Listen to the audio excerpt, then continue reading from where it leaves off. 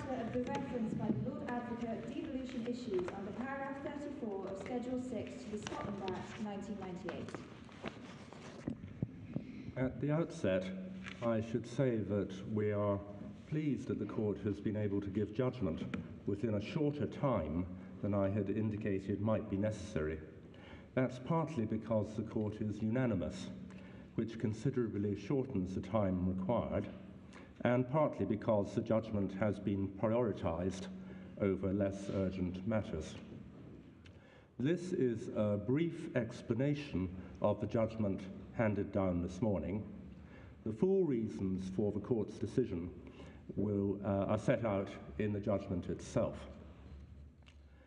The Scottish Parliament was established by the United Kingdom Parliament at Westminster in 1998, when it enacted the Scotland Act. The Scotland Act gives the Scottish Parliament limited powers. In particular, the Scottish Parliament has no power to legislate in relation to matters that are reserved to the United Kingdom Parliament at Westminster. Those reserved matters include fundamental aspects of the Constitution of the United Kingdom, including the union of Scotland and England and the United Kingdom Parliament. Accordingly, if legislation would relate to the Union or to the Westminster Parliament, then the Scottish Parliament has no power to enact it. When the referendum on Scottish independence was held in 2014, an order in council had been made under Section 30 of the Scotland Act so as to enable the Scottish Parliament to enact the necessary legislation. The order in council amended the definition of reserved matters in the Scotland Act by providing that the reservations of constitutional matters, including the Union and the United Kingdom Parliament, were not to apply to the 2014 referendum legislation. The present case arises because the Scottish Government would like to introduce a bill into the Scottish Parliament which would provide for another referendum on independence, but the United Kingdom Government is unwilling to agree to the making of another order in council under Section 30 at the present time. So in those circumstances, the Scottish Government wishes, if possible, to hold a referendum without an order in council and therefore without any modification of the definition of reserved matters. The Lord Advocate, who is the senior law officer in the Scottish Government, has asked this court for a ruling on the question whether the proposed bill would relate to reserved matters and therefore be outside the powers of the Scottish Parliament. The Advocate General for Scotland, who is the Scottish law officer in the United Kingdom Government, has asked the court not to decide the question on the basis that it does not fall within the scope of the procedure for referring questions to this court, or alternatively on the basis that the court should decline to decide the question in the exercise of its discretion. The court is not asked and cannot be asked to express a view on the political question of whether Scotland should become an independent country. Its task is solely to interpret the relevant provisions of the Scotland Act and decide whether the proposed bill would relate to reserved matters. The court has decided that it does have the power to decide the question referred to it by the Lord Advocate. Essentially, the court has interpreted the relevant provisions according to the ordinary meaning of the words used and has decided on that basis but the provisions are wide enough to include this reference by the Lord Advocate. It's also consistent with the rule of law that the Lord Advocate should be able to obtain an authoritative judicial decision on the legislative competence of the Scottish Parliament in advance of the introduction of a bill. The Court also accepts the Lord Advocate's argument that it is in the public interest that the Court should decide the question referred to it.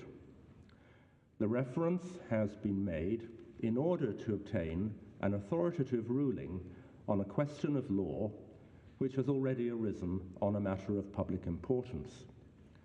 The Court's answer will determine whether the proposed bill is introduced into the Scottish Parliament. The reference is not, therefore, hypothetical or premature.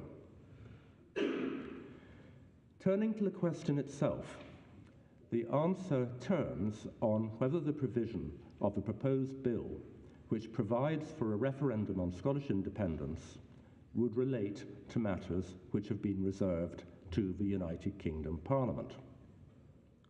The Scotland Act requires that question to be determined by reference to the purpose of the provision, having regard, among other things, to its effect in all the circumstances.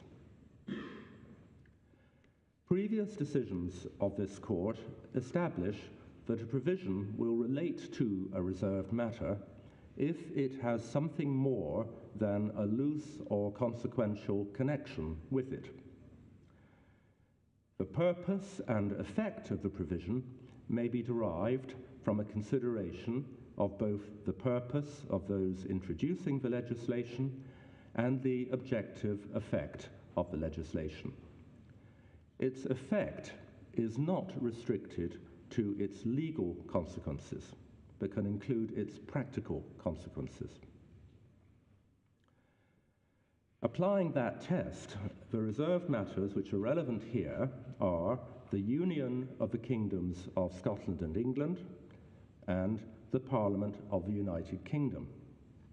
The latter reservation has previously been held to include the sovereignty of the United Kingdom Parliament.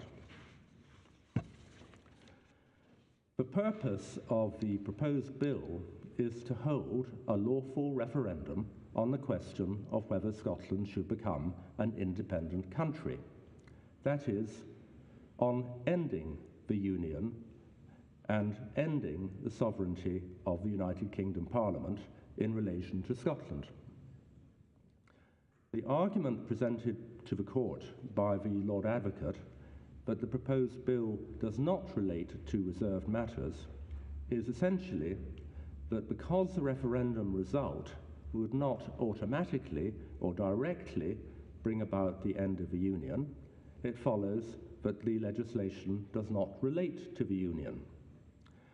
And because the referendum result would not automatically or directly bring about the end of the United Kingdom Parliament's sovereignty in relation to Scotland, therefore the proposed bill does not relate to the United Kingdom Parliament. However, as already explained, the effects of legislation for the purpose of deciding whether it relates to a reserved matter are not confined to its legal effects, but include its practical effects.